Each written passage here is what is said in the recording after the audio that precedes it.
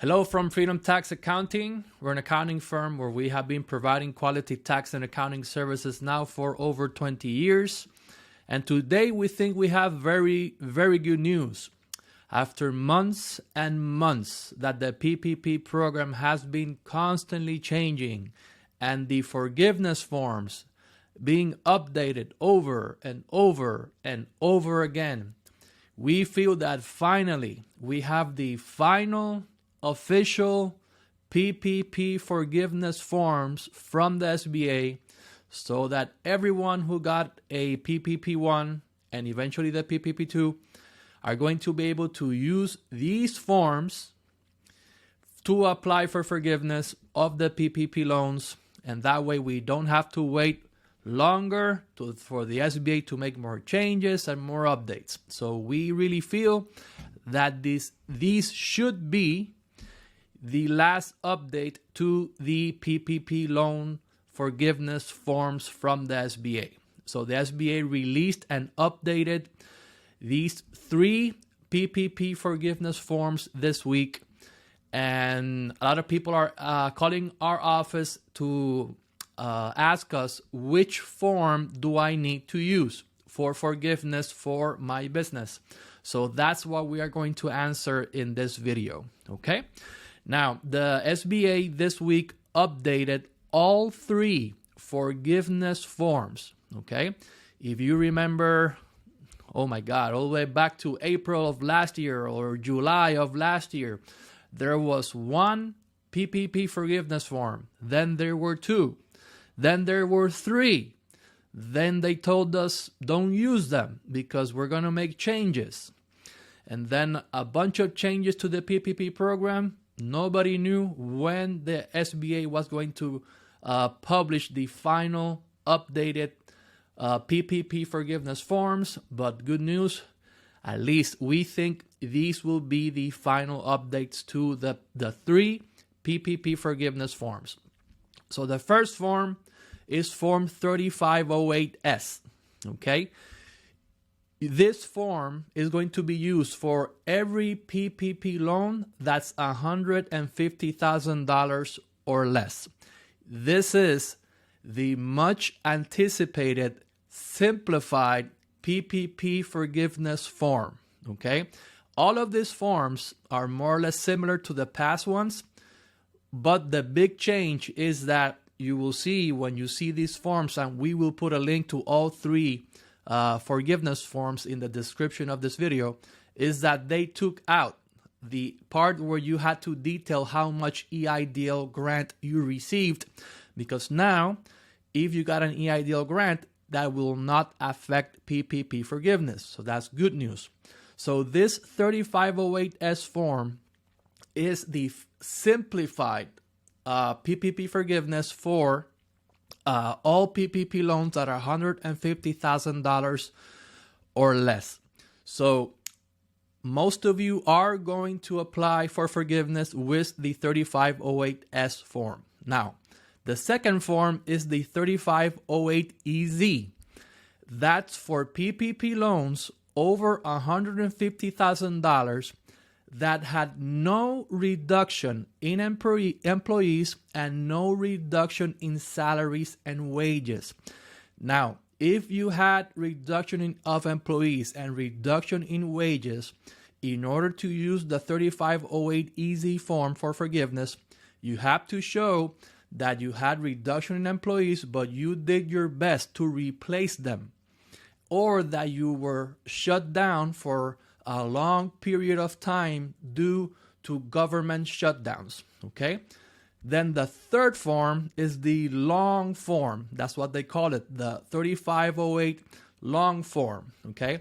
This is for PPP loans over $150,000 that had reduction in employees and had reduction in salaries and wages. Also, if you got a PPP loan over $2 million, you are going to have to use Form 3508. All right? Now, what is the next step? What should you do now that finally the final versions of the PPP forgiveness forms are out? So what's your next step to achieve PPP forgiveness? Remember that there will not be any automatic forgiveness. For a long time, there was speculation, and even in Congress, they were talking about automatic blanket forgiveness for PPP loans under $150,000. There will not be an automatic forgiveness. You have to submit a form. But if you have a PPP loan under $150,000, use the 3508S form. It's a one-page form, which is very easy to do. Okay.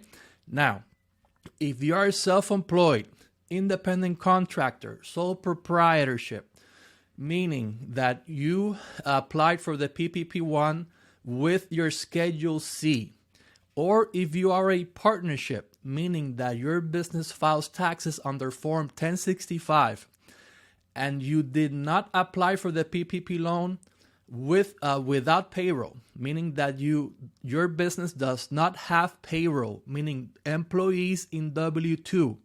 Remember, 1099s are not considered payroll.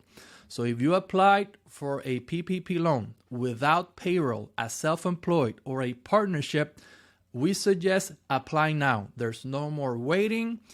Contact your bank, contact your lender. They should have the updated forms, and you can apply for forgiveness now.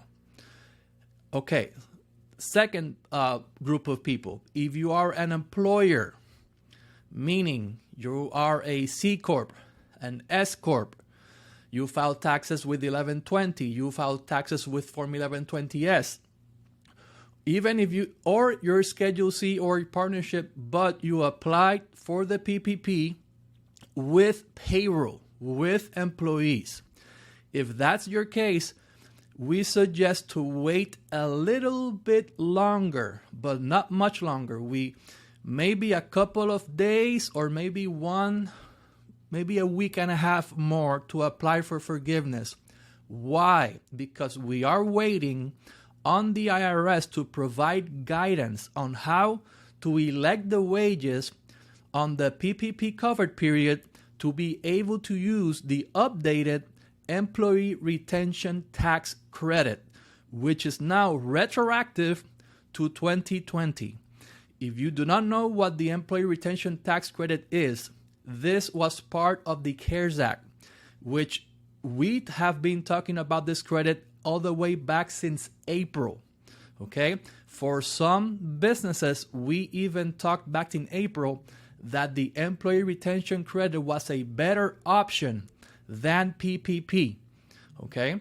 Now, in 2020, the thing was that you could not have PPP and the Employee Retention Credit. You had to choose. But with the new stimulus law that was approved in December, you can have PPP and you can use the Employee Retention Tax Credit. And since the law was passed in December, you can go retroactive to 2020 and claim your credit.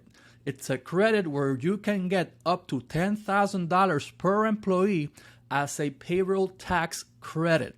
We have been helping a lot of our accounting clients with the Employee Retention Tax Credit, and we have provided them thousands and thousands of dollars of funding through the IRS. So if you have not used the Employee Retention Tax Credit, talk to your CPA, talk to your accountant, because now you can claim it retroactive 2020.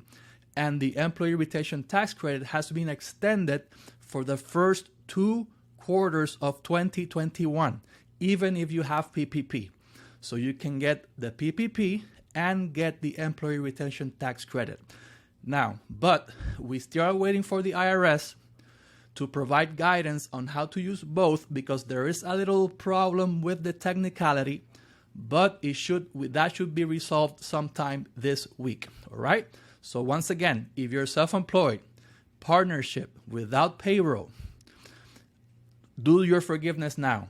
Get in contact with your lender, with your bank, and apply for forgiveness. If you are an employer, meaning that you have employees in payroll, and you want to achieve forgiveness, wait a little bit longer. So that way you can get the forgiveness of the PPP, but also get the employee retention tax credit, okay? Now, a lot of people are calling our offices to see how we can help them with our tax services. We are a full service accounting firm where we can help you with your personal and business taxes. We can do business accounting, business bookkeeping. We are doing EIDL applications and PPP1 and PPP2 applications. We can help you open up your business and many, many more. You can call our office at 407-344-1012. Remember to subscribe to this channel. Thank you for watching this video. Everybody, God bless you. Bye-bye.